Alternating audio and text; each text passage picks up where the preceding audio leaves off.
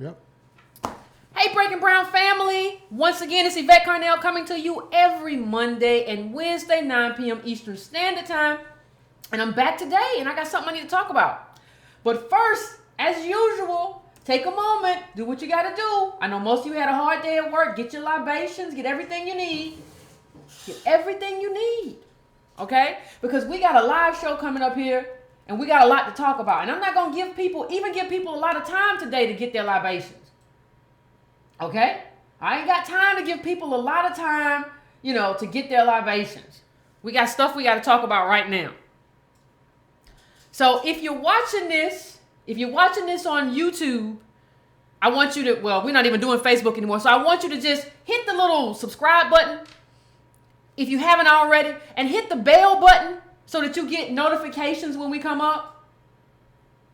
And so that you get notifications when I do a quick hit or something. Sometimes I don't always do it on Monday and Wednesday. Sometimes I do it at a different time. And so I want you to do that just so everybody can be on the same page.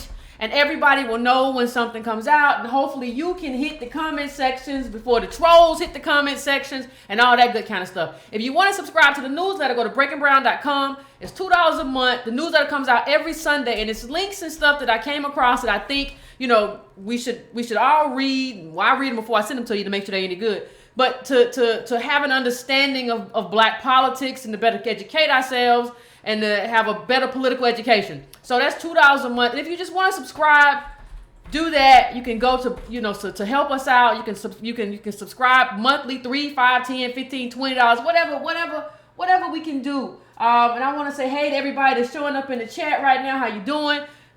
And in a second, we're about to go to a video because I promised you something. I promised you something that's the most important solution for the black community going forward. I promise to tell you what the most important solution for us is in terms of our future in this country, as treacherous as it has been. That was a promise that I made, and I'm going to deliver on that promise. And it's something that I have kind of hinted at before, but I haven't really gone all the way in. So I'm going to go all the way in this time. I'm going to go all the way in and talk about this because sometimes what happens on the show is that I talk about stuff and I don't go in depth. So sometimes people say, Yvette, why didn't you talk about it? You didn't talk about that enough. You just kind of hit it a little bit and you didn't go further enough in and blah, blah, blah, blah. And that's a fair criticism, right? It's a fair criticism. I didn't do enough. I didn't go further enough. So I want Irony to play this and put it up in the big screen if you can get it to play. Full size? Yeah, put it up. I want you to watch this video. Full size. I want you to watch this video, and when this video comes back, I'm going to explain to you exactly why this video is important and what it means in terms of black life. And then we're going to talk about some other stuff. We're going to get back into the Cosby Show a little bit. We're going to get back into a series that y'all probably don't remember. We're going to talk about soul food a little bit. And we're going to talk about black life. And we're going to talk about the most important thing that black people have to do going forward in terms of black life. Okay? You ready, Aaron? Do it. Okay, let's go. Okay, so I was looking at this graph that was put on Uber's website today. And I thought it looked too good to be true. How amazing that Uber drivers make more money than any other type of transportation driver. But I knew from my own experiences as a rider that Uber didn't cost that much. So it seemed weird that Uber was really cheap as a passenger, but yet Uber drivers make so much money. How does that work? Well, we did some math to find out the facts that Uber doesn't want you to know. So here's the sad truth about the type of driver that is on the road for Uber right now. This is an image from Uber of the rates that drivers make in LA, 90 cents per mile. Now, Uber has cut pay to drivers in Detroit all the way down to 24 cents a mile, but we're going to stick to the 90 cents LA example for now. So I wanted to calculate how much Uber drivers actually get to keep out of that 90 cents per mile. Let's have a look. So first of all, Uber takes 25% of the cut for new drivers that signed on to drive for Uber from Q3 2015. So now we're down to 67.5 cents per mile. Then you have to deduct tax because Uber doesn't withhold tax on your behalf. So in some LA counties, sales tax is as high as 10%. And since Uber doesn't withhold taxes for you, the drivers are responsible for keeping this money aside to pay the tax department come April. So with the 10% deducted, we're now down to just over 60 cents. Now we need to factor in depreciation of a car. So a car is an asset like anything else and will eventually wear out and you'll have to buy a new one. Every mile you drive decreases the value of your car and brings you that much closer to needing a new one. This is a big problem if you drive for a living. You're going to need to buy a new car every 2 or 3 years, and the cost of a new car is pretty significant. The IRS estimates that the cost to drive a vehicle for work purposes is 54 cents per mile, and this is broken down into fuel cost at an average of 12 cents per mile, depreciation at 24 cents per mile, repair, tires, and maintenance comes down to about 9 cents per mile, and insurance, license, registration, finance, fees, all of that stuff averages out to about another 9 cents per mile. So with the 54 cents depreciation, repairs, and fuel accounted for, we're now down to just over 6 cents per mile that actually goes into the hands of an Uber driver.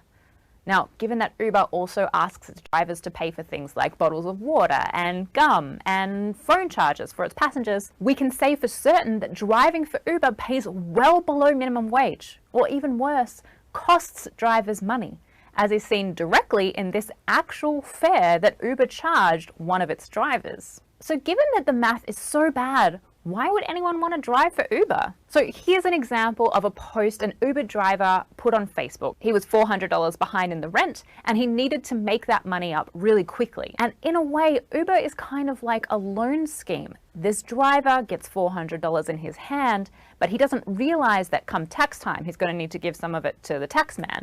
And he hasn't factored in fuel costs or the cost for repairs or the cost for buying a new car in the future. This is exactly the type of driver that Uber wants.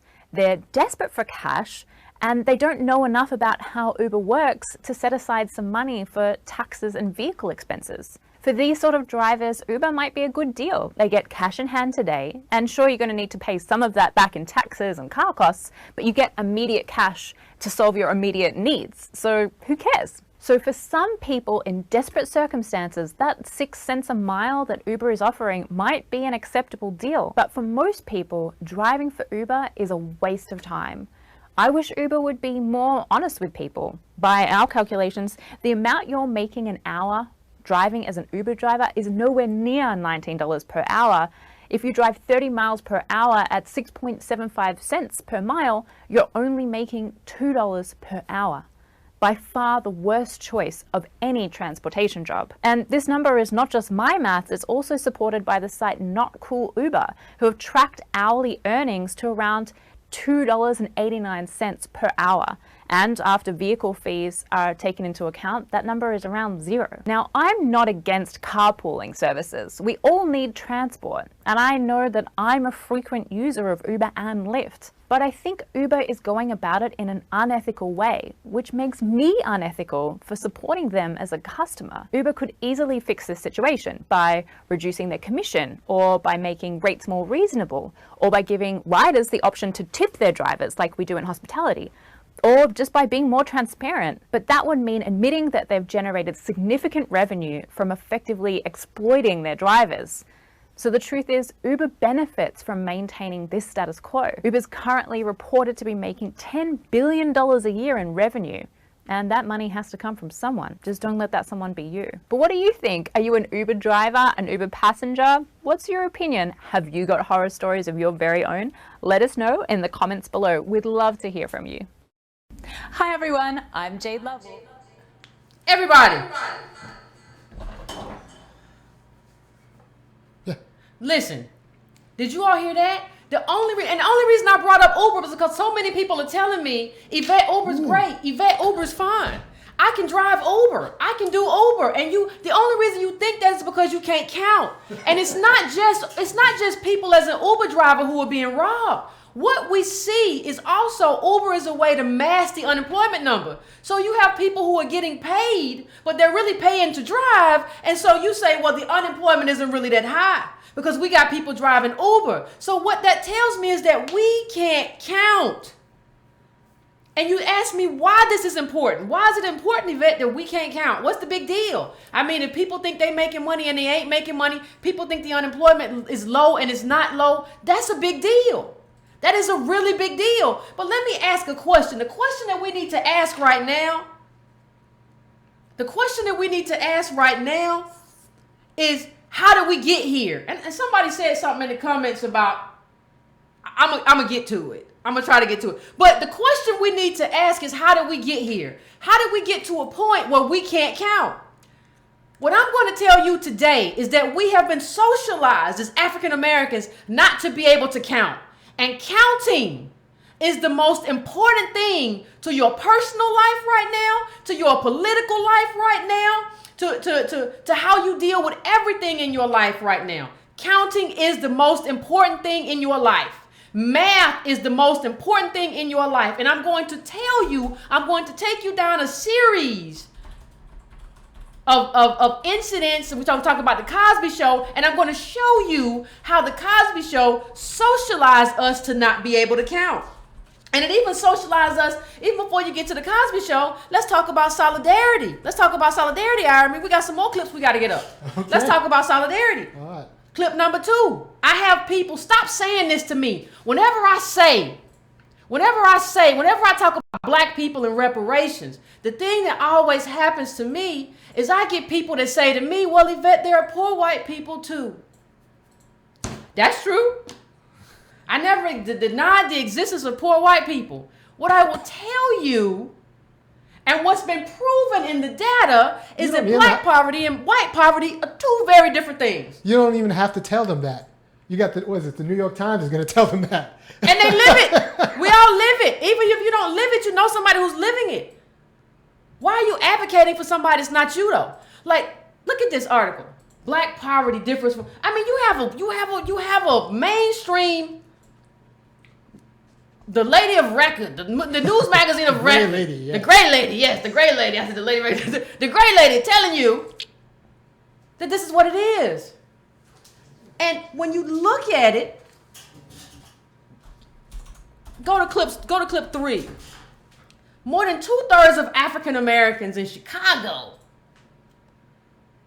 live in an area where poverty is at least 40%. Now let me say that again. More than 2/3 of African Americans in Chicago live in an area where poverty is at least 40%. That's 10 times the number of poor whites who are similarly situated.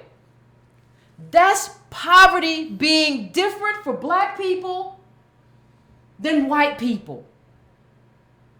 That's just data. That's just facts. That's just numbers. So what I want to put that up there to tell you is to stop coming to me. Listen, I supported Bernie Sanders because in the primary, because I was faced with Hillary Clinton and Donald Trump, right?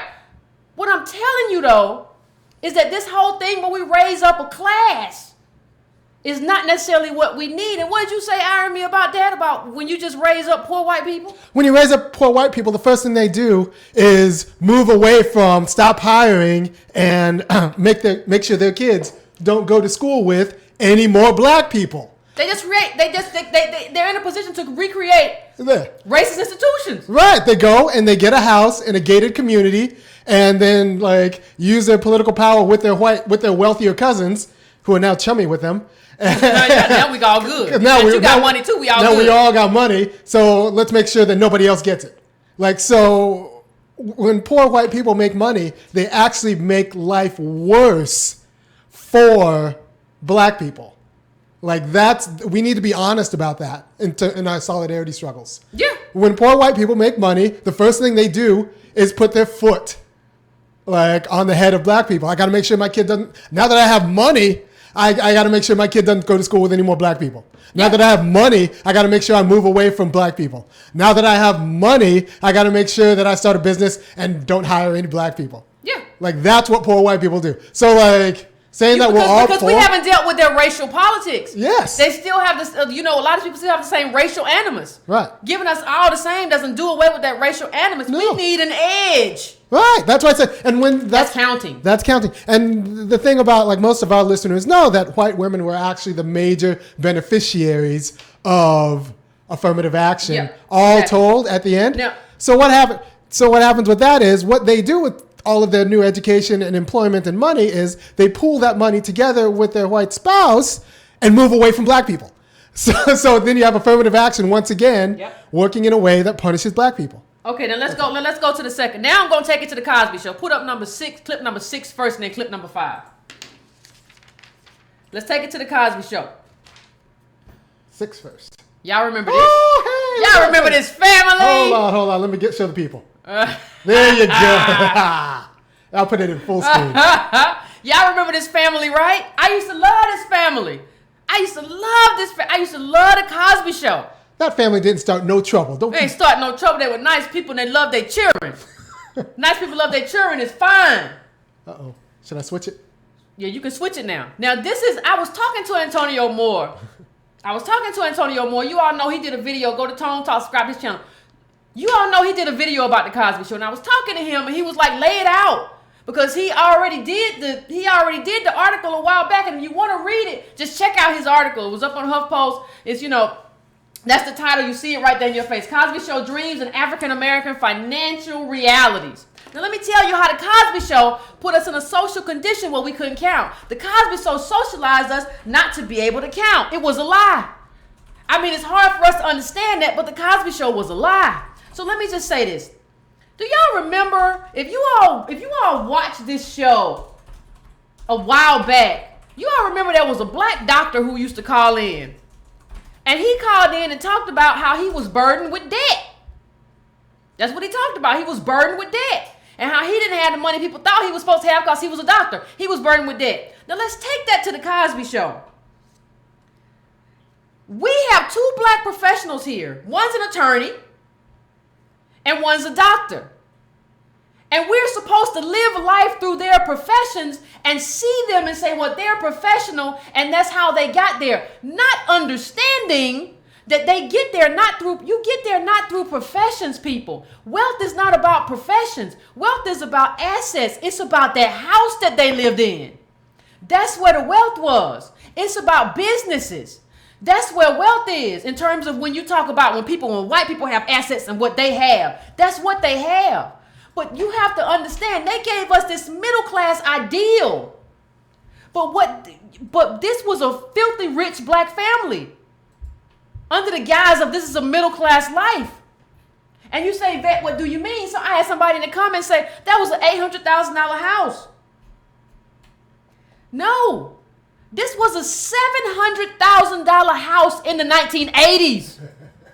A $700,000 house in the 1980s. Let me see if I can read to you something really, really quick because you need to understand the financials of this situation. It says, while viewers believe the Cosby clan lived in Brooklyn Heights, the real home was located at 10 Leroy Street in the West Village. Then, in 1984, a Brooklyn Heights brownstone would have gone for around $700,000. Now, a Brooklyn Heights brownstone would cost $5 to $7 million. What you have to understand is that these black people were in that $700,000 house in the 1980s. Understand what that meant. That meant in today's terms, let's put this in today's money. That's a $5 to $7 million house like it read. If you know somebody's in a $7 million house, that's not black middle class. That's not what middle class. Look, that's not middle class. Middle class like $100,000. That's not middle class. Now understand something else. You're talking about putting $143 down, right? You're talking about an $18,000 mortgage. You're talking about an $18,000 mortgage. That's what they fed to us, and we couldn't count. So we considered that middle class because we couldn't count. We can't count. We don't know. So what I'm telling you, in terms of an $18,000 mortgage, in terms of $143,000 down, understand what that means. That means that no black people are doing that. Especially no black people doing that in the 1980s. There was no middle class family. What family do you know in the 1980s was putting that kind of money down on the house? Tell me. What kind of family do you know in today's terms that would have a $7 million house and we would call that middle class? They were never middle class. And so because of that lie, we didn't understand anything. Because of that lie that was told to us, we learned not to count. So we don't know how to count because they lied to us and gave us these multimillionaire fictional black people to prevent us from understanding what wealth was and what income was. Wealth versus income, they're not the same thing. So what they left us with was seeing wealth through the prism of two working class black professionals. But two working class black professionals ain't never had that. Two working class black professionals ain't never had that kind of money for no house. A doctor and a lawyer are not right now in New York living in a $7 million house. They ain't. They do not have $143,000 a doctor and a lawyer to put down on the house. They don't. We never heard about their student loans. These black people were supposedly to put Sandra through Princeton and to put Denise through Hillman and Theo through NYU. With what? The only vehicle they could have used to do that was their house. And we never saw an episode about that house. We never saw an episode about that house. Because what you have to understand is that once you get a house that's worth that much, you're not talking anymore. You're not talking anymore about, well, we all just live in the house and this is all our house. That house is now an ATM. That's how people deal with those kinds of, when you have a house that's worth that much, that's what it means. That's an ATM. Now, that ain't just a house. That's an ATM. You can refi, you second mortgage, you can pull money out of that house, do everything you got to do. Now, I'd have been fine with the Cosby Show if they had showed, first of all, how'd you get that house?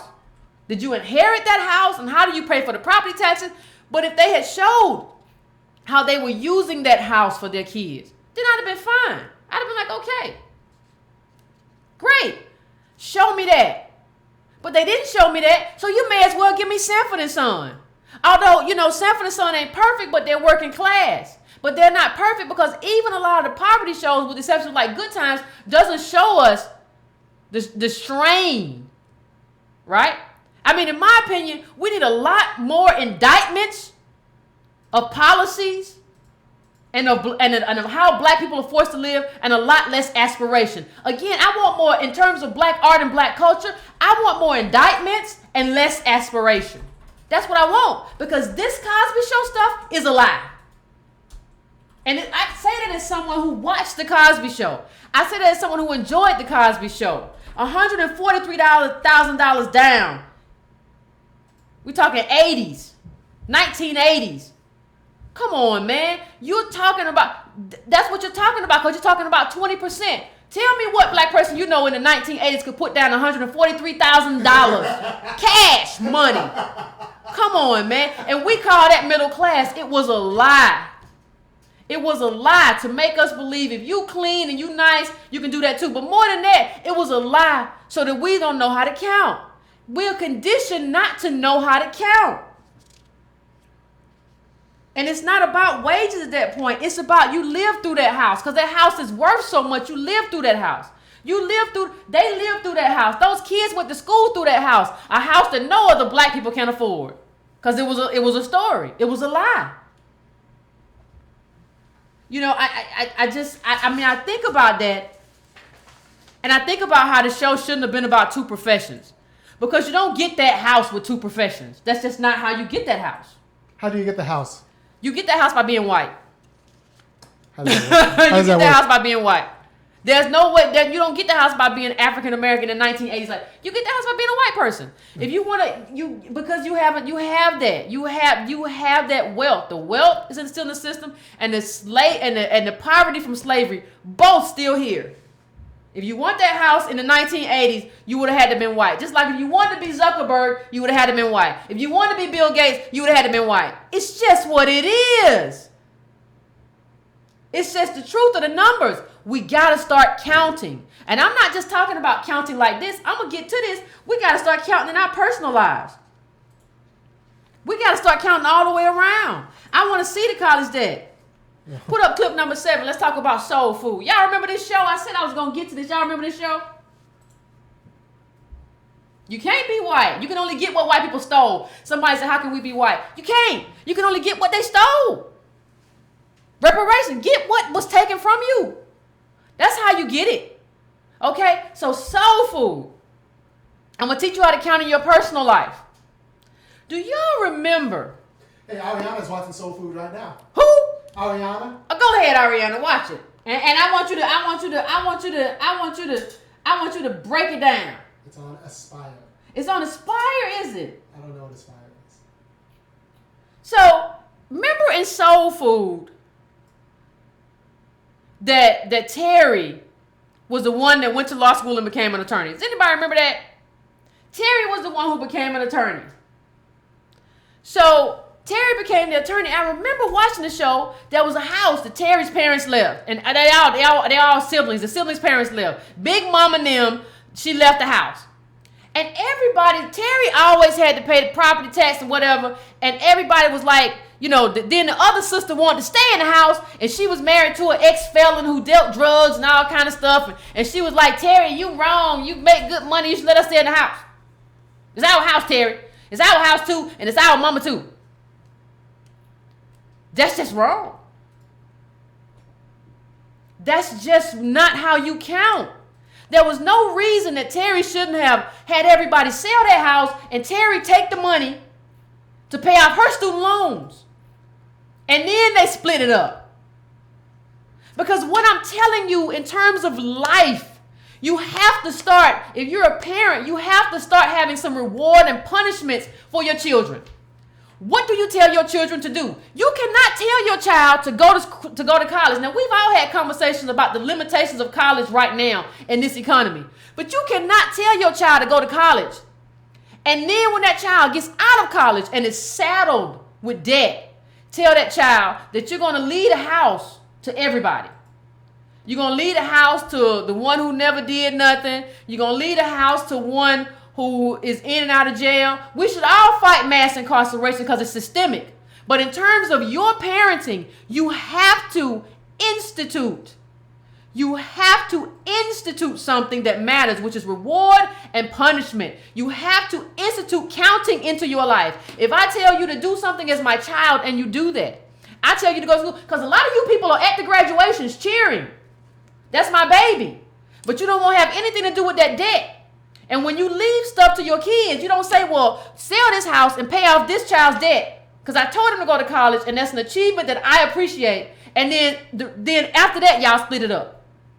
You don't do that. And you're going to have to implement that into your personal life because that is called counting.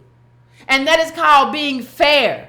And that is called creating a hierarchy where you reward people who, as a parent, do what you say. And you punish people who don't do what you say. You cannot treat everybody equally. You know what you should do? There's a thing you should do in terms of parentage. What you should do in terms of in terms of inheritance and succession. These are things that you have to implement into your life. That has to be a hierarchy because this is something that already exists in everybody else. Like every other culture already has this instituted. It already has this instituted. You know what I mean? It already had, like there is no other culture. There is no other culture that doesn't institute this already. So we have to start doing this too. You have to start counting. I don't care what, because what happens is, if nobody gets rewarded, like people in your life will see that some people just don't get rewarded. So what's the point? Like if this person didn't get rewarded for doing exactly what you said, then what's the point of me doing it? You have to restructure your life. Like African Americans, black people in this country, we have to restructure our lives in a way that matters. We have to set up what we need to set up. Okay, that's something that, and I was looking at that soul food, and I said, wow, I didn't think about it at the time, but it's really important in terms of understanding Black life. And the reason nobody ever says anything is because, even in terms of Black college students or whatever, we never talk about our debt. We never talk about our debt. Like, we put forth like a week of, I have said many times on this show, when I'm talking to you, I have said on this show that we're not doing things right, that we have to learn how to count. And Soul Food made it end well, but that's just not enough. Like, they tied all the bowls together, but no, you're going to have to start learning how to count. Like even when you go, like, I'm gonna just say, like, even when you go to Thanksgiving dinner, right? You're a Black professional, or you graduated school. Somebody said, oh, they have a good income. Are you gonna bring the Thanksgiving turkey? Are you gonna bring the mashed potatoes? Listen, remember that thing? Black women who are college graduates got $11,000 in debt on average. Black women who are not college graduates are at zero. Zero is better than negative 11,000. I ain't bringing the turkey. Why? I gotta pay student loans. You gotta start telling people that. I gotta pay student loans. I ain't bringing the turkey. Forget your turkey. What are people gonna do with their credit cards, though? What they gotta do with them, Iron? What they gotta do? You tell me, brother. Well, I'm just saying the credit cards got a lot of people confused. Credit cards ain't money. Say that again? Credit cards ain't money. But I can buy things. It ain't wealth either. But I can buy the things I like to buy sometimes. Yeah, with somebody else's money, and then they're gonna charge you interest on it. Yeah. Credit cards ain't money. So if you think you have money, at Yvette's house, you don't bring no turkey, just bring Sally Mae letters. I'm gonna bring the ice. I'm gonna bring the ice, and I'm gonna bring some. What y'all want? Pepsi? You want Pepsi? You want Coke? I got student loans. That's what you say. I can imagine Yvette at a dinner party or going out to dinner with her friends, and everyone's like divvying up the check. All right, so how much you owe? How much you owe? I didn't bring my. And then Yvette says, I didn't bring my cash, but I got my letter for my loans. Can I just I got my letter for my loan. Can I put that? And that joint comes out of my account every month automatically. How you gonna be at zero? See, that's the thing. We don't count our debt. How you gonna be at zero debt because you didn't go to school? And that's fine, but I'm at all this debt, regardless of whether or not I should have went to school or whatever. I got a lot of debt. So no, I can't. Don't look at me like, oh, you got a degree, you went here, and you got this job. No, that don't count that. Count this debt I got. Count your debt first. I ain't got it. I got ice and Pepsi. I ain't bringing no macaroni and cheese. I ain't bringing no collard greens. I ain't got no money for noodles. I'm telling you, because if you're paying your student loans, you don't. 12, somebody said 12 pack of Budweiser. You skippy. You got to start counting, because what happens if you don't do that, you get taken advantage of. Right?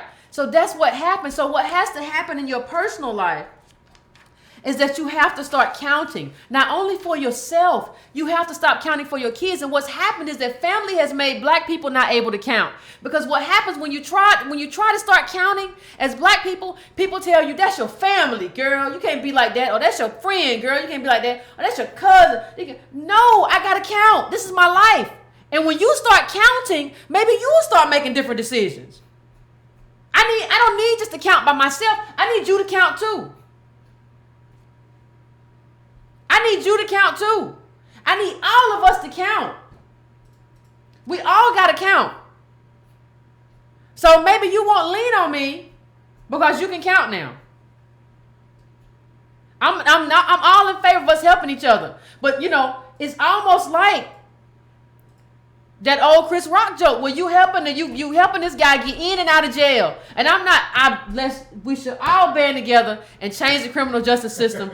We should all do that. That should be our top priority. But you can't be in a position where you're helping the son who goes in and out of jail all the time. But when the son who graduated says, I need some help on my student loans, you ain't got nothing. That's not a good reward system. You need to help him out first because he did what you said. He did what you said. That's all I'm saying. You have to change the way you think. You have to count. And you have to, if you're a parent, you have to take care of those kids who did exactly what you said.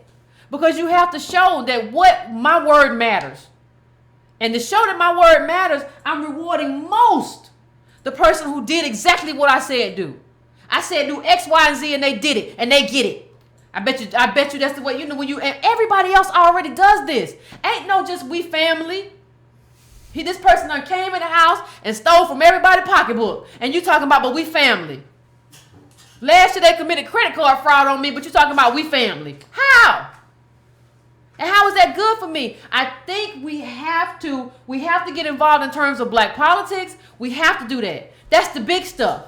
In terms of mass incarceration, in terms of evictions, in terms of all this stuff that we always talk about. But I'm talking about how you live your personal life right now. I'm talking about how you live your personal life. That's what I'm talking about. I'm not talking about anything else. I'm talking about how you count. I had somebody tell me, well, Yvette, one day I was talking about when we were talking about the woman driving Uber, and I didn't blame her at all because she was actually working one job and took on Uber as a second job. She took on Uber as a second job, so I didn't blame her at all. But I said that Chick-fil-A might not have been a good decision because it's $8, $9. And somebody told me, well, Yvette, you got to pay, anything is $8 or $9, Yvette. You can't have a meal under $8 or $9. And I said, what planet are you from? I can go right now and get a can of beans from Kroger for $1. If I want to splurge, I can have some rice. Hey, Yvette. Yeah. Look at YouTube, and can you read Marianne Doe's comment? What was it at? Marianne Doe? I don't see her. I must have missed her already. She's at the bottom. Okay. Sometimes I want to cry because I want to be a raw foodist lifestyle, but I'm pinching pennies for a can of ravioli at the dollar store. That's black life. That's black life. That's black life. We're not raw food people. And listen. I'm mostly plant-based when I'm at my house. when I'm in my room, I'm plant-based because I can go and get 10 for 10 black-eyed peas and some rice and put some tomato on top, and I'm good. Less than $8, like my example, people. I don't know who's talking about you can't eat for less than $8. But let me tell you something. When I go out, I might have some meat. You know why? Because meat is priced in my price range. If I have a vegan meal, if you see the vegan meal, you'll see sometimes a vegan burger that's like $11. But I can get 6 wings for $6 because they know that the people normally who buy the vegan meal are the people who had the money to buy it. So they upprice it. So I ain't going to do it. I can't do it then. I can only do it at my house. If I go out, it's probably going to be lemon pepper wings. That's what it is. Because you have to understand how these things are priced. So don't feel bad about wanting to be a raw foodist and you got to do that. That's just the way it is. You got to have your ravioli. And ravioli is tasty. That's all I'm saying. Don't feel bad about it. This it's set up this way. It's set up this way. That's nothing we can do about that. There's nothing we can do about that. Like I said, I'm bringing ice to the Thanksgiving dinner. And the people who ask you to help them, I just want to know if they ever ask you to help you pay for your student loans. These people who ask you for help, we need you to do this. I need my light bill. Hey, I have a $300 or $500. If you went Ivy League, you probably got $1,000. What you got on my student loan? I mean, you got to start asking people that. What you got on my student loan? If you went to college, ask that. Because you got bills and you got to stop acting like you don't have bills. You got to stop acting like you don't have student loans and just ignoring it like, well, I do have a good job. You do have a good debt too. There are black people with both good jobs and good debts. What do you say about that? Like, how do you, It ain't no such thing as no good debt. Good. Okay, so I'm talking about you got, you make $90,000 or $110,000, but you still owe $60,000. You're not right. You're so far in debt. Like, you can't talk about none of that until that's paid off. You can't talk about anything. I mean, you might as well set your phone up to say, if this is a call for a loan, I have this much in student debt. I can't help. Oh. Because you can't. That's real debt. That's real money. You cannot do it. And nobody, nobody wants to call it what it is. I eat out sometimes. I love my veggie burger. Yeah. Yeah. Well, you work hard at it. Yeah, I try. You burn a lot of calories on this show. No, that's veggie burgers for Philly. I have onion rings, but that's not nobody's business. But I'm just saying. But I didn't. But see, the thing is, I didn't bite off as much life as y'all bought off. Like I didn't bite that much life off. I don't have a bunch of kids and a whole lot of stuff going on and $300,000, $200,000 house. I don't have all that. I don't have none of that. I don't have all that. If you bought off a lot of life, you need to go and get some beans and some rice and call it a day. Because you can really season that thing up and it'll be delicious. Put a little cinnamon in your rice. I mean, just do what you gotta do. I mean, we live in a country where it's cheaper. It's cheaper. It's cheaper than any other country. America's food is cheaper than any other food. That's the only thing we have. That's the only thing we got in this country that's an advantage is cheap food. So Corinne actually says something that's pretty important. So if you are a black solidly middle class family, you somehow think you made it. How many people like that do you know who've actually succeeded in paying off the debt and don't have to bail out any family members? I don't know none. Period. Or friends. I don't know none. Don't have to bail out anyone. I don't know none. I don't know anybody. That's what freedom's like, I think. Yeah, freedom means that your friends are stable too. Right. But we don't want stability. We want to leave everybody. Like I said the last show, Kanye West, don't you see the private jets flying over me? Everybody like that. Like, nigga, you ain't got what I got. Okay, but I don't, Like, that's not what I want. I want solidarity with my people. I don't want my people telling me how I ain't got as much money as they got. I don't want that. That's not a good life with with a few black people who have a little bit of money telling me that I gotta have the money that I don't have the money they have, so I should feel bad about myself. I stopped listening to rappers who say stupid stuff like that. Yeah. It's not even. It's just ridiculous. It's just ridiculous. Let me just address something. Do you think Kanye's got to bail out his family? Huh? Do you think Kanye's got to bail out his cousins and stuff? I don't think he's probably talked to him no more. I mean, after his mama passed and then his cousin sold a sex tape, I don't think he talked to him no more. That's true. If your cousin's selling a sex tape, that means he's already asked you for money and you were like, nope. He already had to give him like $200,000. I don't want to talk to you no more. The whole family dead to me. Y'all should have grabbed that little Negro outside and just beat the snot out of him until he gave up the tape. I got to give him $200,000. Well, I ain't got no money for nobody else. That's all I'm trying to say. I mean, let me say something else. There was an awful analogy used recently. I'm not going to mention no names. But there was an awful analogy used recently in an interview. Since somebody mentioned it on the beginning of this video, I'm going to address it. About how you have to climb to the top of the mountain, and how you have to climb to the top of the mountain, you have to just keep trying or some other bull. Now, I was talking to somebody, it was about black wealth and how you have to climb to the top of a mountain. And this person has been taking passive-aggressive shots at me for some time. So I think it's, after I left it alone, I think it's best that I take a shot back. I'm not trying to be mean, but here's the thing I will say. When you compare white wealth and black lack of wealth, it's not an accurate comparison to be talking about climbing to the top of a mountain. Right now, what we're looking at in terms of income inequality is they're on Saturn and you're on Earth and you're using mountain tools to climb to Saturn. That is stupid. That's good. They're all the way out there in outer space. You have no rocket, but you're trying to climb to Saturn. Now, let's take it a step further. Even if you want black people to climb with you on the mountain, all the way to the top of the mountain, do you know? See, this is the thing that people don't do. They don't watch documentaries before they say stupid stuff. Watch a documentary called Everest and all these other documentaries about people being on mountains and climbing the top of mountains. These are white people who have all that stuff together and who have all of the wealth in the world. They have all of the wealth in the world. And what they do is say, you know what? I have achieved. Now I want something extra.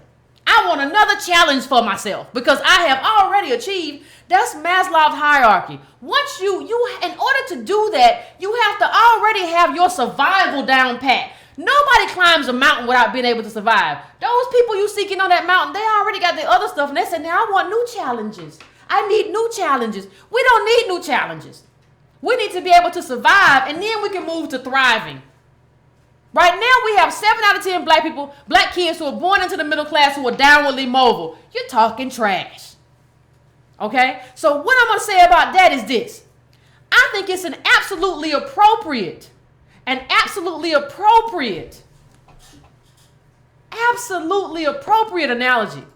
Because what this person is doing is taking black people somewhere to get them killed.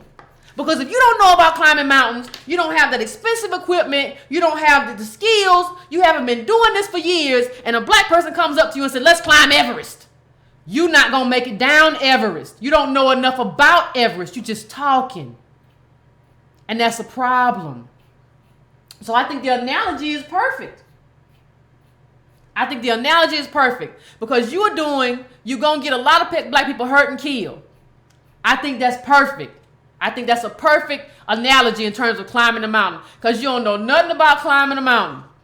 You don't know nothing about getting Everest. You don't know nothing about getting up there. Who uses an analogy like climbing a mountain without ever trying to climb a mountain or watch something about a mountain? Talking to black people. Well, talking to black people. It's like that time, it's like sailing a boat. It's like that time we sailed and we did this stuff, and you remember how the water went? No, I don't. I don't remember nothing about that. And you don't either. You just lying. Stop lying. It's not good to lie like that. It's not healthy. It's not healthy to just keep saying stuff, and it's not healthy to keep going in on me for 3 weeks for telling the truth. That's not healthy either. So I'm going to let that go, and we're going to go to the phones. You put the phone number up. I mean, it is what it is. I'm tired of it. I'm sorry. Someone said, insert name, walked a 5K, and it went to his head. Yeah, walk. He walked a 5K, and man, now run. I can run 3 miles in my sleep. What's 5K, 3 miles? Come on, man. I mean, but...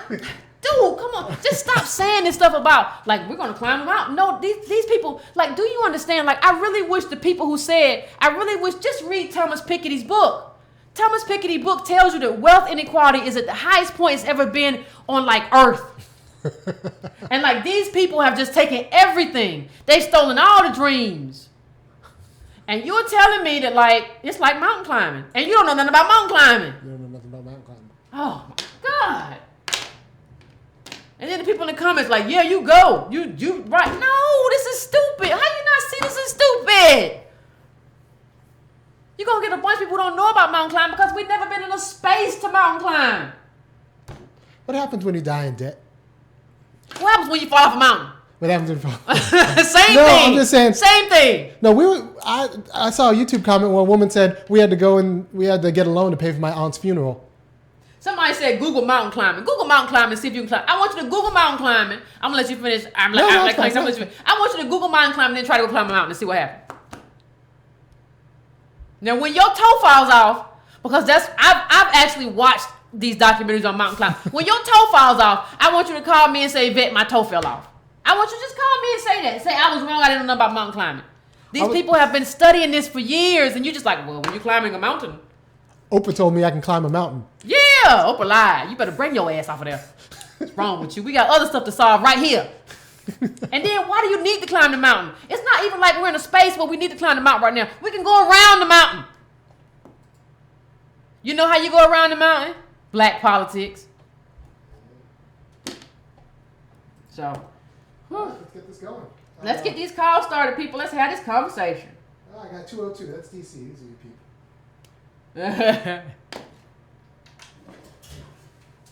Uh-oh. What happened? Hello? Hello? Somebody said people been coming in. What you call it? They couldn't hear him good. Hello? Hello? Yes. Am I on? Yes. Yes.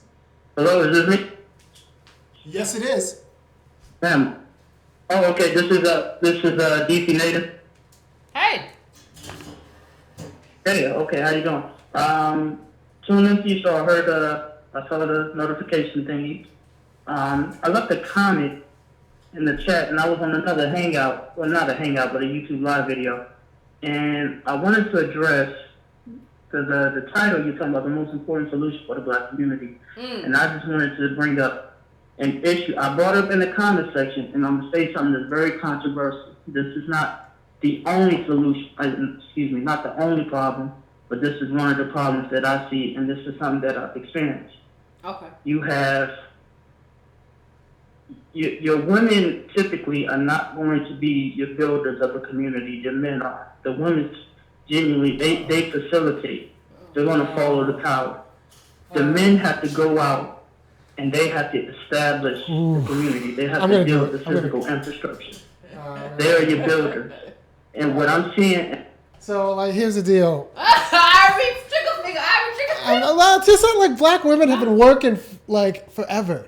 Like, black men are the ones who are out in and out of the labor market because the political economy of the United States doesn't need black men anymore. But, like, black women have, like, consistently been working forever. This whole idea that, like, women stay home and help out while men are the primary breadwinners, that was never black life. That was never black life. Like, there are a handful of people I know, maybe you're one of them, where, like, their father earned more than their mother. But, like, for the most part, it was either even or, like, fathers were in and out of jobs while the mother was, like, a consistent. Like, I just don't. Yeah, both my parents were consistent, but they came about during a time where that was possible. Yeah. That was what people don't understand is that time.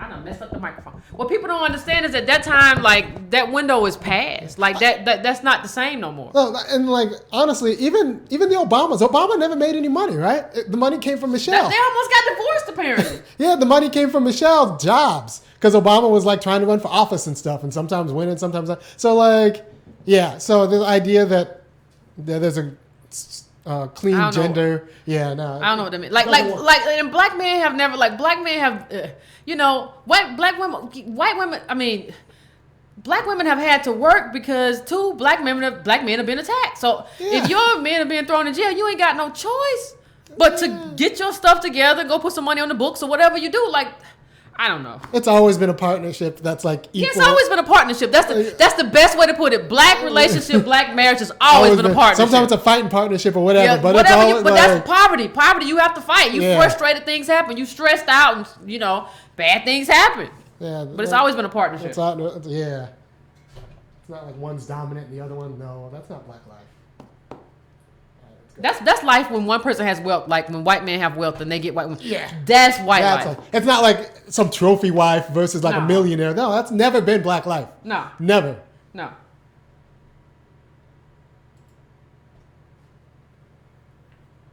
Hey, what's up, Yvette? This is Nate from Detroit. Hey, Nate, how you doing? I think I remember that. I like it. Hey, what's up? Just one quick suggestion about the phone. If you can get everyone to just say their name and maybe where they're calling from, it'll kind of facilitate it a little bit quicker. Okay. Some people don't like to say that. Some people say they want to be anonymous. They keep telling me, like, I'm not going to say where I'm from. But I try to do that. They can give any name. Just as long as you call it back, they know that you're talking to them. Yeah. But I want to before I get into it, I want to kind of say this with the last caller. Women not working and being docile is a white construct, first off. Yep. It has always been in this country, of course, because we were so poor, it was a partnership, like Irony said, absolutely. You got me writing notes and stuff, but I want to get through this stuff kind of quick. The last show, you were talking about a chip, about, with watching television and getting our morals from what we saw on television. And I'm going to tell you, because the thing is, white supremacy or white capital, whatever you want to call it, they are always learning. So we always ask for, like, these strong black male characters. So in our response, they gave us Bill Cosby. Yeah. And they made money off of it by telling us to go to school. Now, if you notice, when because they didn't get me with Bill Cosby, the Cosby Show, because I didn't like it too much. But I'm going to tell you, when Different World came on, baby, they got me so good. Me too. Oh, my God. A different World was the bomb. And just like Irony, Kim was my favorite character as well. But the thing is that if you will look, education started to rise up a lot more once they realized they could make money off of us. Because remember, we are still tools of America. Don't never forget that. And that's the thing is that black people want to get into this space to where everything is fine. No, they ain't. They was never done with us. They ain't never been done with using us. No. Okay, now when you was talking about soul food, let me break this down for you. Okay. Soul food, Big Mama's house on Soul Food, the series, represented symbolism. It's very important. that we decided to take symbolism over raw facts and what made sense. See, all this stuff that's geared for us, it is nothing but a tool to use us, to reshape us in the image of another tool. That's all it's ever been. What else I got down here? Oh my God. Okay. I think that's all I got. That's all I wanted to say, Lynn. Thank you. I appreciate it. I appreciate you. Yeah, I think. Listen, for a long time, we kept saying the same thing, right? Like we kept saying like we don't have enough good images on TV. We don't have enough positive images on TV. So Capitol does what it does. It just gave us what we said we wanted. And it was just a lie. But it was what we wanted, right? That's what we kept saying. We don't want these degenerate. Like, I just want an accurate reflection of black life on TV. I don't want everybody to be crackheads, and I don't want you to give me all these delusions. Just give me an accurate representation of black life, and give me some people that are mad about how we've been treated in terms of give me some indictments instead of all this aspiration, right? Who even when you look at Red Fox, he wasn't like necessarily upset at what happened. He was just poor. I want some people who are upset. Write about that. Like, give me that. Like, that's what I want, and I want you to write it like you write Breaking Bad. Is that too much to ask? Yeah. I'm asking my Hollywood people, is that too much to ask? That's what I want. So, I think somebody the person you hung up on is mad at you in the comments or something. Someone said, hello. Every Hey, how you doing? Hello. I'll tell them later. Okay. How you doing? Miss Yvette. Yes. How you doing, young lady? Pretty good. How about you? Oh, wow. I'm hanging in there. I am kind of frustrated. I just ran across you on YouTube. I'm at work, so I gave it a shot and I got through. Good. What I want to do, Miss Yvette, is try to hit the most vital points that I can in this brief time that I have with you.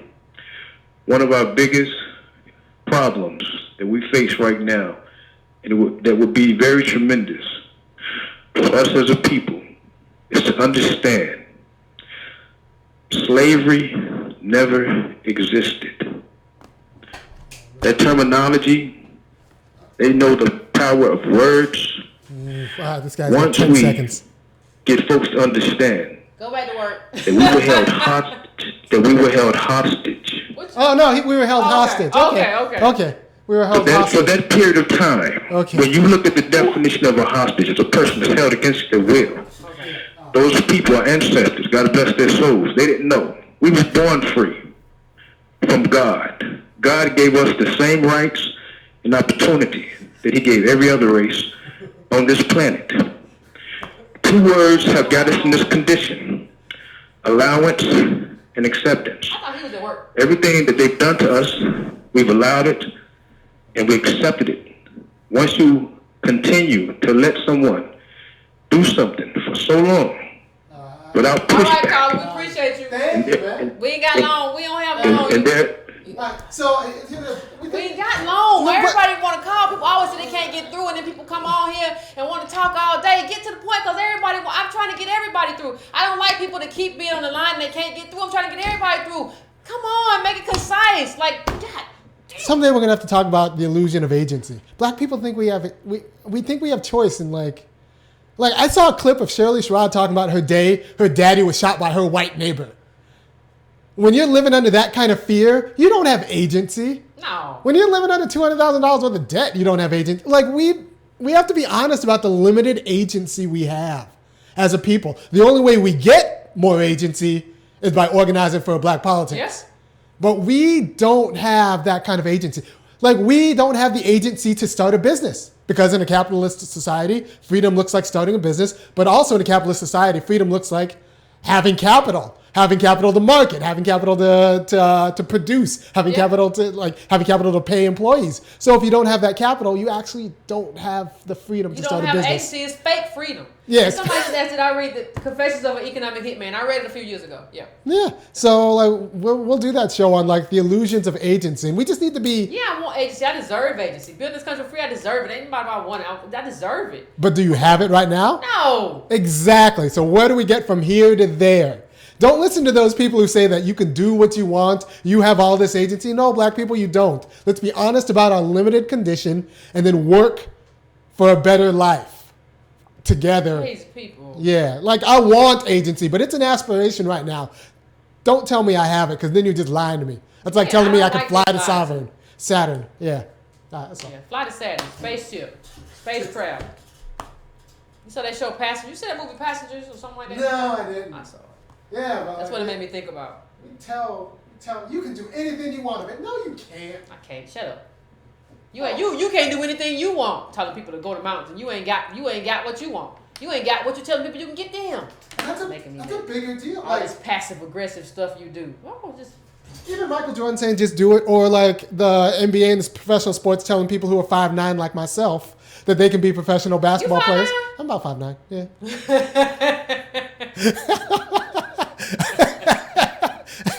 I do all right for myself, thank you very much.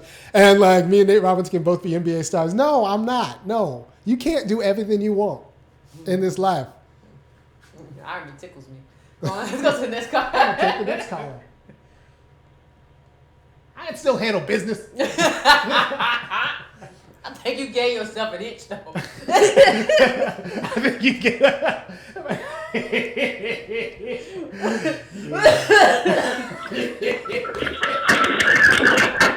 Yvette, real quick, I want to tell you about taxes one more time. Okay. When you have these school boards or these school elections, that's the way y'all can kill them if y'all would go vote.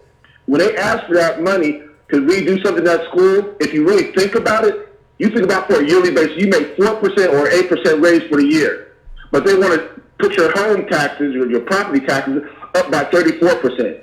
You're already behind in the game on top of that. So why would you go out and vote yes on doing a bond for your school? You know you're already broke.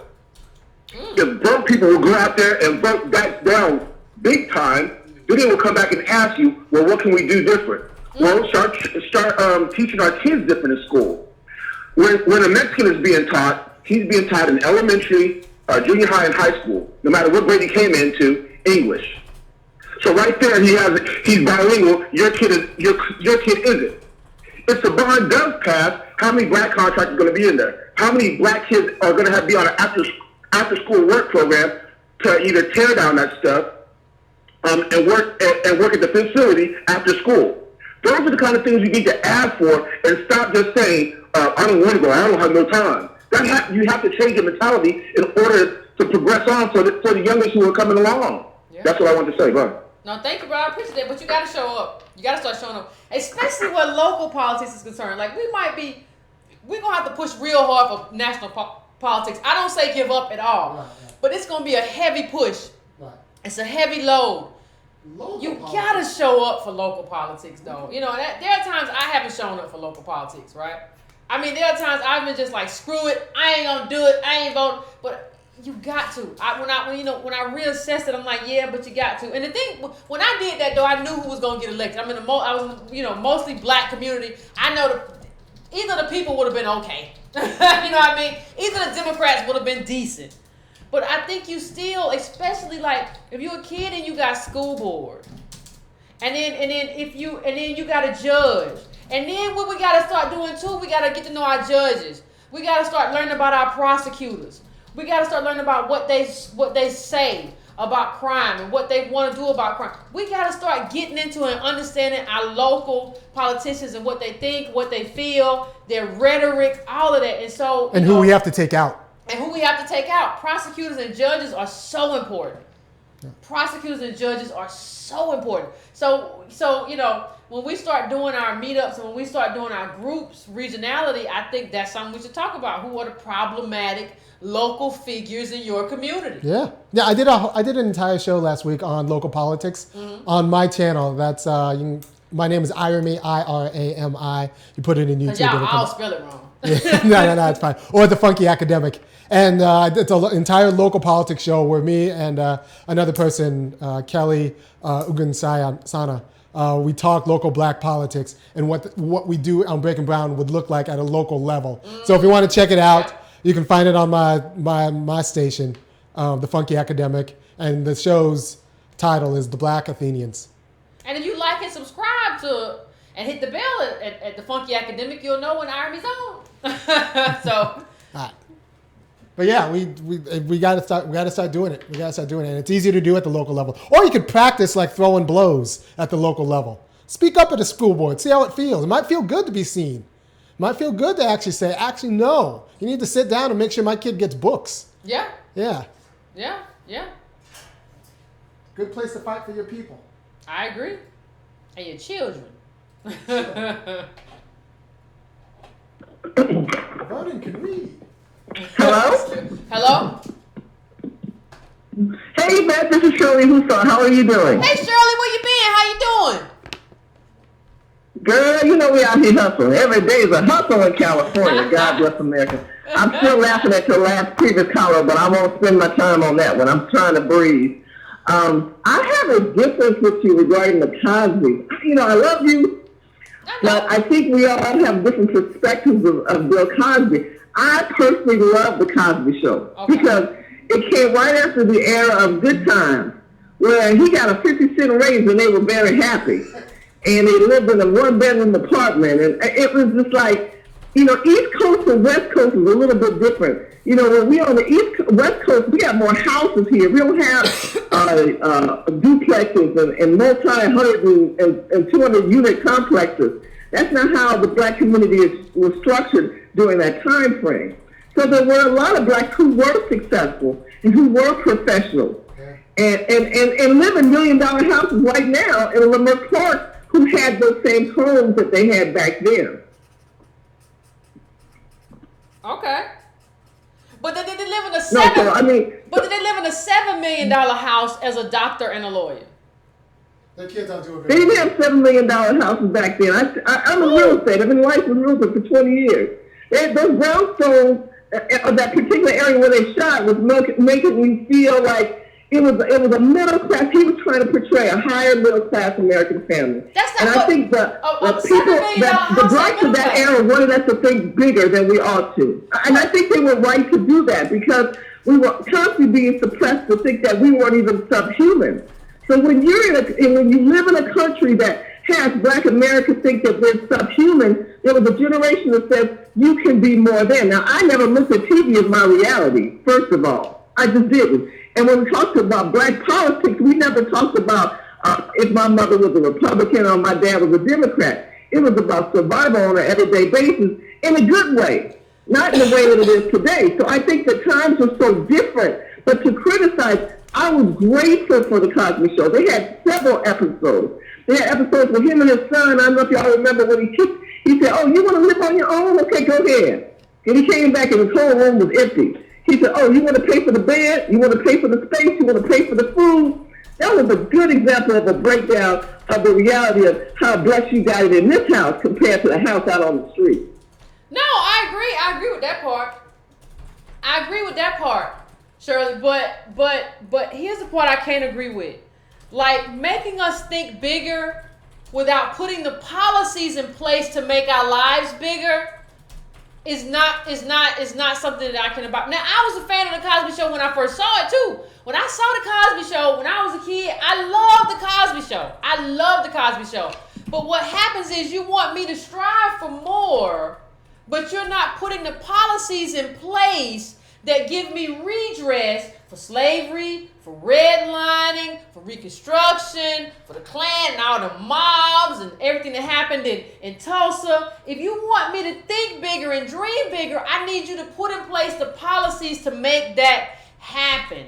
And a person that has a $5 to $7 million house is not middle class. That's rich. I don't think it's the right of a parent to put the burden of a child to think about policy. I just don't. My parents never did that to me. No, the writers of the Cosby Show. I'm talking all the things that you're talking about. I knew that reality existed. No, I'm talking about the writers of the Cosby Show. Among the adults. No.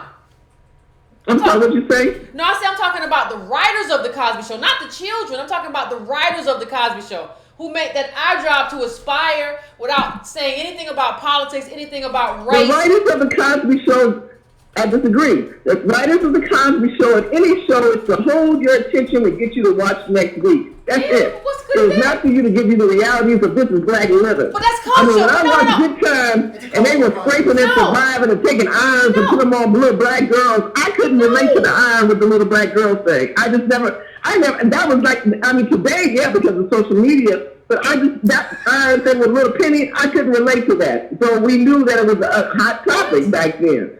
Sanford and Son was more relatable because our parents had their own business. So you saw how he hustled, got his groove on, got his money, and he was tight as an old wad. That was most of my dad and my uncle. They kept that money, always had money, but didn't know how much. But they always were taken care of. So if we would say that's more reality, but their job is to hold your attention. Yeah, but job now is to look at no. That's not. That's all I'm saying. Okay, thank you, Shirley. But that's not the only job of culture. It's a cultural product. This is yeah. culture. This is media. Culture's job is supposed to be a reflection and an interpretation of black life. It's not supposed to hold our attention and give us something fictional. Now, if you told me at the beginning of the Cosby Show this is a fictional representation, I'd be different. But that's not what this was. This was not set up as a fictional representation. This was set up as a representation of upper middle class black life. And this is multi-millionaire black life. This is a cultural product, and cultural products matter. This is a cultural product. You can't tell me that it's just to hold my attention, because the Cosby Show is not just to hold my attention. This is a cultural representation of my black life. That's what it all is. That's what culture does. That's what cultural products do. They're supposed to be representations, like I said, interpretations of our real life. And to a certain extent, they do define real life. This is culture. Like, if anybody knows, like, look up Joseph Campbell. He talks a lot about myths in cultures. And one of the things I see is that we create new myths through the medium of TV. And this is our culture that he was interpreting. This is our culture that Cosby was interpreting and projecting back to us. And during the crack era, right? So, like, you know, I just can't get down with the idea of, like, well, I couldn't get down with Penny because Penny is poor.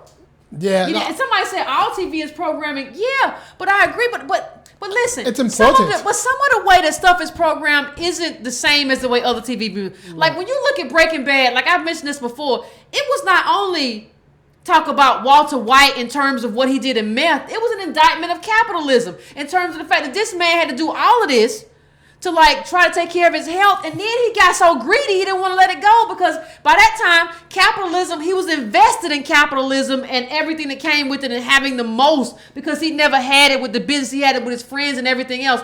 It's not all just programming in that way. Some of it really is art, and it's a reflection of something much more deeper than that. What I'm telling you is this was social, making us to socially conform in a way that didn't allow us to count. Yeah. And didn't allow us to put numbers and say this doesn't make sense. Okay? So, I mean, that's just all I'm trying to say. Yeah, no, how can you be a black person when so many of our cultural artifacts were destroyed, yeah, or managed by, like, Southern terrorism and anti-black terrorism? How can you be a black person and say that culture doesn't matter? Because that's all we have. And this is still our culture. Like, people don't understand this is our culture. Culture like matters. People don't understand it. Like, people's like, well, that's just movies. No, movies are a part of American culture. Yeah. Yeah, there's a reason. I mean, I'm not going to talk about it on this show, but my tattoo is culture. Yeah. It's American culture. Like, but culture matters. And you can't just say, well, their only job is to get us to tune in. This is a cultural representation of who we are. Yeah, well, and we ain't that. And we're not that. I think it just matters more because of us. Because, like, in some other communities, you might be able to talk to, like, a few different grandparents about what went on in stories. But, like, we've been moving for so long. There's a great migration. My mom grew up in the South, but I grew up in California. So, like, I couldn't talk to my grandma about anything. And then I had to move back because I'm priced out of California now. So, like, our families are scattered. So, like, these cultural products for Black America actually mattered, and we need to take them seriously. That's why we do a media show. Yeah. You can say that, oh, what Yvette says is just a YouTube channel. She's just trying to get clicks. But no, we actually take our job seriously. I mean, Yvette like preps for the show because she knows this is a cultural product. We do political education here. We're trying to increase your capacity to govern. This matters. Yeah. Somebody said, let me see that tattoo. You ain't seen nothing. Hush.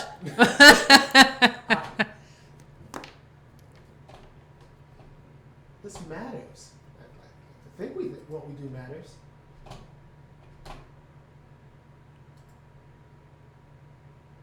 Hello? Yes. Hello? Hello, can you hear me? Yes, I can hear you. Okay, this is Chris calling in from Cambridge. Hey, Chris. And yes, I'm one of those millennials that's very blessed to make six figures. But student loan debt is unreal. I went to elite school, had that rich uncle died. And I'm seeing my white counterparts, they're buying houses, they're buying condos. I see my other black millennial friends in their 30s and 40s. Cambridge, Boston area, it's expensive. Nobody can afford anything. But people just keep thinking just hard work is going to get there. It's just never going to happen. Yep. I tell people the only way I'm going to buy a house is the reparations or scratch off. She scratch off. Harvard people should not be talking about scratch-offs. Yep. But that's where we're at. That's Our where black we are. Harvard people talk about scratch-offs. Like they're both just like, it just seems like we just can't get it together. In Boston, it's hard. Like, people are broke. A house here, a minimum $400,000. Minimum. And it's a condo. Whew. Yeah, well, that's what Harvard is. Cambridge. This is no hope. Yeah, so why are you living I there? love what you're doing. Move down south. You can't afford to live there anymore. Yeah, well, but I don't know if moving down south, like, see, here's the thing. Like, Ivy says move down south. I don't know if moving down south is a benefit, right? No, I'm originally from the South. And if you move back to the Atlanta area, you can't get anything within the perimeter under 400. It's nothing cheap unless you want to live completely in a food desert in the middle of the hood with nothing. There's no public transportation. It's just so destitute. Like, you can move to Dallas. You're going to be living in a poor area. You're not going to have anything nice. Black people are getting pushed out of cities, period. Yeah, period. I agree. I agree. Thank you, You Carl. can earn a lot of money, but you don't have wealth. Yeah, you don't have wealth. Boom.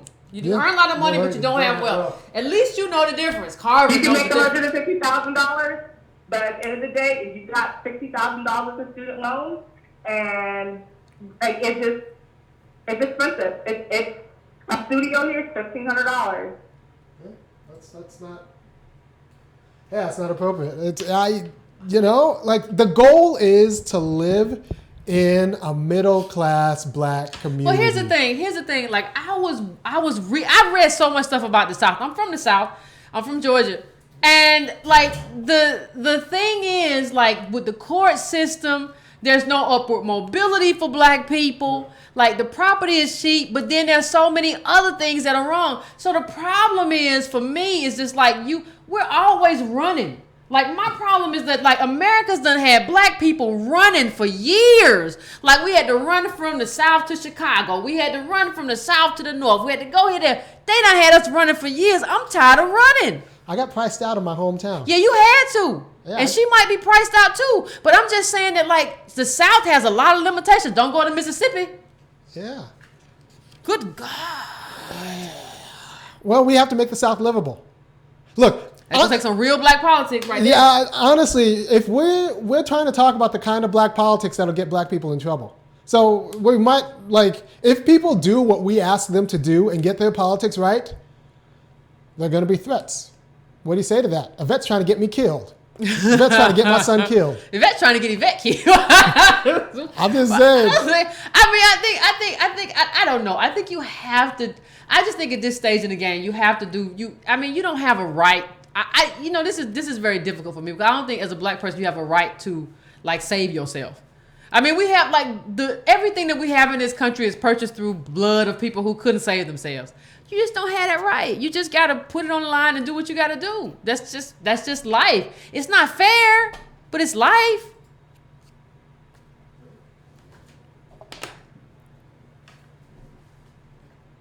We got next call up. Consumption. Hey, Yvette. Hire me. Breaking down family. Hey, how you doing? Here from Las Vegas. Vegas. Can you hear me? I can hear you. Hey, first, I got 3 points. First is Uber. I drive for Uber, but that's because there ain't no other jobs out here, and I don't have no other choice. Gotcha. The second is, y'all talking about people going out to vote. Like you said, 10% of black men is incarcerated and another third has been through the judicial system. First thing you lose when you go through the judicial system is your right to vote. Yep. Third, Bill Cosby. Y'all dogging Bill Cosby bad. I kind of understand, but then again, I don't. The first time you heard about Bill Cosby and all of these rapes was exactly 1 week after he put in an offer to buy NBC. That's not a coincidence. These women are saying, Bill Cosby raped me. They ain't saying he raped me once. They ain't saying he raped me twice. This girl saying he raped her 3 times. For me once, shame on you. For me twice, shame on me. Third time, I liked it. One last quick comment. They're talking about, I like Star Trek. I was reading that in the comments. They put a black man in charge of Star Trek. The show was on a different time every week. They said it didn't get no ratings and they canceled it. That's how black is treated in this country. Thank you for taking my call. Love your show. Keep up the good work. Thank you, caller. I'm not necessarily talking bad about, I didn't talk anything about what Bill Cosby allegedly did. I'm just saying I don't care. Like, I'm not talking about what he did or he didn't do. I don't care. Well, you talked about him wagging his finger at black people who are like... Yeah, but then that's why I don't care. Right. Because nobody made you make that pound cake speech. And people say, well, he gave money to Morehouse or whatever. Yeah, he gave money to kids who were graduating college, and he forgot about poor people trapped in the ghetto and who were victims. He forgot about them. He didn't care about them. He said, what's wrong with y'all? Y'all dysfunctional. I'm not saying anything about these trials. It's a lie. That's a lot of women. If they lie, there's a lot of women that lie. But I'm not saying anything about that. I'm saying I don't care. Just like you didn't reach out to black people and go to poor neighborhoods and say what's going on with you or whatever, or talk about changing the policies. You gave one end of it, which is the real dysfunction that we see in the ghettos. That is real dysfunction. But that dysfunction derives from something.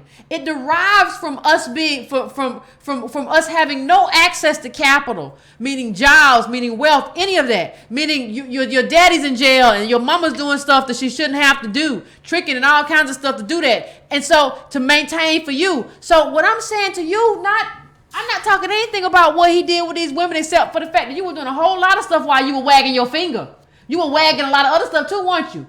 I'm telling you that I don't care what happens, because you shouldn't have did that. Now you want to play victim, but you never let black people play victim when bad stuff was happening to black people, especially in poor and lower middle class neighborhoods. That's what I'm saying. I'm saying you wouldn't let us be the victim or black people in those neighborhoods be the victim. So now I don't have any sympathy for you trying to be the victim. In terms of Uber, I have no problem with you driving Uber if that's all you can do. I'm not judging you. I'm just saying understand what it is and understand what is there to mask. I don't have any problem. That's the only way you got to pay your bills. Then by God, you do it. And you do it proudly. And don't let nobody convince you to quit your job and file LLC paperwork. You do that and you do it gladly. I'm just telling you about the cost that's going to come at the end. And I'm telling you about that this was set up for you to not to have anything. That's all I'm saying. Let's take the last call, Arm. Oh, last one already? Yep, 10:35, I think. People like, this too long. The show too long. Yo. Hey. Yo. What's up? Yvette? Yes. Army? Yes. Yeah. This Theodore from the nation's capital. You know what I mean? How you doing, Theodore? Oh, hey, I'm going through it. You know, I'm going through it. You gave me a heads up talking about your life is about to get miserable. What was it? One of the shows you said that. Wicked. Wicked, right, exactly. And you were right, and that was an understatement. Anyway, I want to get through a couple of things, and I'm going to give everybody a solution at the end of this. Don't cut me off, Army. And hats off to you for, letting the lady know I can't take you out again after this for a little while because I just bought a bike. Hey man. I cannot even tell. Me personally, I'd have pimped my way through that. But, now, back in the day, that's what I did. But now, I'll be straight up honest because that's what you said. We got to do. We got to be honest. So that pisses people off, I come to find out. But anyway, listen, I like this guy. I'm a Breaking Brown member. I push what you push all day, every day. I am black out loud. Listen, I just come out of a little in and out day surgery, going in. The admittance, the lady that admitted me, I'm looking around now. I look around now because of you. I look for members of my tribe. Okay? You never know who that is, you right? Yeah. Okay? And I see this lady, and I asked, I said, you from here? She said, yeah. I said, you were born here? Here. She said, yeah. I said, okay. I said, well, let me just say, I'm glad to see you, because a lot of us don't have what you have, which is a job, And I told her, and I said, they don't pay you enough. Whatever they're paying you, I don't know what it is, but you ain't getting paid enough. She said, well, I thank you. And I said, I'm going to show you how I know. And I threw up the article about the 100-year penalty for being black. That's a Breaking Brown member that carries around receipts, baby. That's what I'm talking about. You told me that. Not only, she looked at it, right? She looked at it, she paused, forgot, stuff what she was doing about admitting me to the hospital. Check that out. I said, and I said, so we start talking, and she's like, yeah, what about Steve Harvey? Oh, yeah, Steve Harvey said, I don't give a damn about slavery. I said, yeah, he one of those gatekeepers. And I explained to her what a gatekeeper was. And, she said, I could talk to you all day. I said, well, guess what? You can find me every Monday and Wednesday. I'm on YouTube, on the live stream, Yvette Carnell, 9 p.m. Beat it. That's where I'm at every night. Every Monday and Wednesday night. I'm going to get this Negro laid. That's going into surgery. I stop and get gas if I see one of the members of our tribe. Hey. You gonna watch the show tonight? And they say, what show? I said, you can hear, right? And I plug them in. But in any event, that's what I do. And I just gotta say, we got. You know what? Here's the solution to the problem. I told you I was gonna get to that. Okay, we need you to be POTUS. I don't know how to do that. I don't know how much that's gonna cost. I don't know what it's gonna take, but that's what we need. Because if we get that, then we got everything. Hey, you gonna argue for me, brother?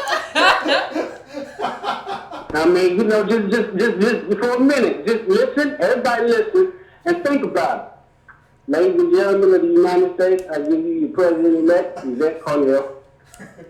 I like that. I like it, brother. I like it. And let me tell you something. I'm gonna get everything done in the first 100 days because they ain't gonna give me another 100. Hey, look.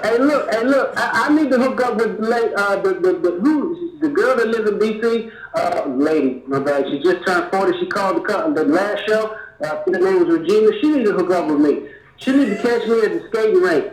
Only skating rink that's not in D.C. Everybody know where it's at. Crystal Skate Rink. I'm there Sunday night. It's going to take a minute for me to get back there. I just got up off surgery, but you can't miss it. I'm going to be the one sliding across the floor. So hopefully she'll hear that. Because me and her need to get together. We're going to start a chapter here in D.C. and we're going to go from there. Just start a chapter. We got to make something happen. No, I agree. Thank you, Carl. So that was a very important call for a few black people. That's what organizing. Love you too. Thank you, Carla. So that was a very important call. Yeah, that was a very important call because black people listening at home, that's what organizing looks like. Yeah. That's what organizing looks like. He said, meet me at the skating ring. We're going to go and we're going to start a Breaking Brown chapter. That's your role model, people. That's how we get this moving. And start a Breaking Brown chapter and I'm going to come out there. She said it. I'm going to sell some t-shirts to finance it, but I'm going to come out there. Look in the camera and say that. Start a Breaking Brown faction or whatever. I'm going to name all the factions. Start a Breaking Brown faction in your community. I'm coming out. Right. And look, if we get enough subscribers and get enough people donating on breakingbrown.com, I can send an intern with you and we'll do a show out there. Yeah, we'll do a show out there. We'll just come out there. Yeah. Like I'll go out there with you. I'll run it. You got to come out, but they're going to be looking for you. They're be like, where am I at? we get our subs up, our subscribers up, and like we'll do a show at your place. Yeah, that brother's going around talking He's about what we're organizing. doing. That's organizing what we can is do. one person at a time. That's what it takes, and that's what he does. Going into surgery, telling somebody about this show. That's what it takes, though. That's what it takes. And you know what? And having been an organizer for a while, sometimes organizing might get you laid. I'll say it. I'll say it. You think he was flirting with the woman who I have no problem. He was doing the Lord's work right there. He was talking about this show. Ain't nothing wrong with him flirting. He can flirt if he want to, if he what he was doing. Yes. Ain't nothing wrong with that. We can do that. He's That's something we can afford. He's a smart black man on this show. He watch Breaking Brown. If he want to flirt, he can flirt. Leave the man alone. Yes. God damn it. Yes. So that's what organizing looks like. Talk to your people. When you're waiting at the grocery store or whatever, say, hey, you know about Yvette Carnell, Breaking Brown? She said some good things. Yeah. I'm getting people together. And if I can get people together, she gonna come out and we gonna all have a conversation. Right. And if you want to make this your move, hey, come over to my place. We watch Breaking Brown together every Monday and Wednesday night. I support that move. That's a righteous move. Yep. I'm gonna give everybody names. I can't wait to name all the meetup, all the Breaking Brown factions. That's your move. If people are looking like, where do I find the right woman? Where do I find the right partner? I'll tell you. If they're watching, because that's what he talked about, you and the bicycle, right? Right. Like you gonna have a better time finding them by somebody who listens to what we listen to because they understand what we understand. You're not gonna find them. Where else you gonna try to find them? The root? No. If you and anyone you just randomly meet watch this show at your meetup, and you could talk about the show afterwards for a half hour. That's a good date, and that's someone you want to be with. Yeah, because they want to know. They're actively searching knowledge. They're being grown, and they're not going to punish you for being broke. They're not going because they know what it comes from. They know it's systemic. They don't be like, well, what's wrong with you as an individual? Why can't you take me out to places? Nope, we'll tell them. And not just places. Why can't you take me out to expensive places? It's $25 a plate here. What you want me to do? I'm sorry, baby. Didn't you hear Yvette say we're broke? Yes. I bring out the data. Listen, this is $25 a plate. Why don't we go home and I make you a sandwich? I make a nice tuna melt. I'm a good man. Yvette says, I got a job. I'm not going to be a baller. Yeah, and everybody. I tell everybody, not even men, women, everybody. Don't need to look at this stuff. This stuff people told us we need to like. Yeah. Stuff people told us, restaurants they told us we got to go to all the time. I'm not saying if you ain't bit off too much life, you can't go sometime. I'm not telling you never to go out. I'm just saying, like, can y'all split a bill? Or can y'all cook? Y'all would have a lot of fun making macaroni and cheese together. Y'all would look so cute. And then talking about why you have to do it by using this show. Yeah, and make some dressing and gravy. So I want to thank everybody. Somebody said we black and broke, baby. I want to thank you. You'd be surprised you can have fun. You can. Yes, because you got Netflix, and Netflix is what is Netflix and chill? Netflix is like a $9 a month.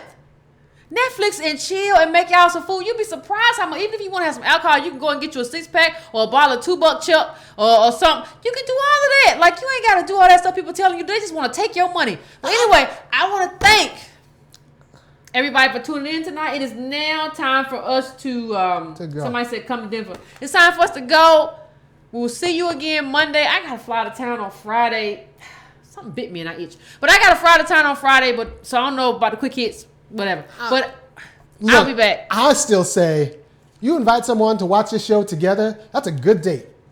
Better than a movie. Yeah, that's a good day to watch the show together. And then y'all can watch another show after this show. Y'all ain't got to leave. You ain't got to go home. You can watch another show after this show. You can watch another. We're going to watch Yvette and Iron Man. Then we're going to put on Netflix. And that's a good date. It's a good date. It's a good date. Make some food. Make your own drinks. That's better than buying them out. Make your own drinks. Buy your own little vodka and put some flavors and schnapps in there and laugh and giggle and talk and bring out your books and compare notes. That's a good date. Did you know what they're talking about? I want to thank everybody who called in. We had a great call-in show today. We had a great show. Subscribe to this if you haven't already subscribed. Hit the that bell button on there. You see the bell button? Hit that for me. If you haven't already hit that. Also, what I want you to do, go to breakingbrown.com and subscribe. You can also go to donatebrown.com. You can go subscribe to brown.com. And if you want to do the $2 a month newsletter, subscribe at breakingbrown.com, and I send out links and all that stuff. So, till next time, people, I had a blast. I enjoyed it. I hope you did too. Love you.